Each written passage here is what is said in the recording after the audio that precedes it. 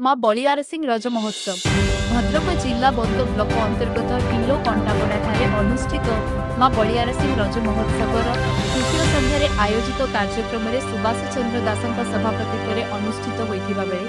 पूर्वतन पीसीसी सभापति तथा प्राक्तन मंत्री वरिष्ठ कांग्रेस नेता निरंजन पट्टनायक पूर्वतन पीसीसी सभापति तथा आनंदपुर पूर्वतन विधायक जयदेव जेना पूर्वतन भंडारीपोखरी विधायक तथा कंटापड़ार पुओ रथदास पूर्वतन जिला कांग्रेस साधारण संपादक तथा बंत ब्लॉक कांग्रेस नेता टिलो गाँव पुओ इंग सुधांशु शेखर नायक बंत ब्लॉक कांग्रेस युवनेता ज्योतिरंजना नायक प्रमुख अतिथि जोगदे ग्रामांचल ठारू आरंभ करी सहरांचल पर्यंत आम ओडिशार गणपर्व रजमाहल देखिबाकू मिलुछि। एहा सहित एही मां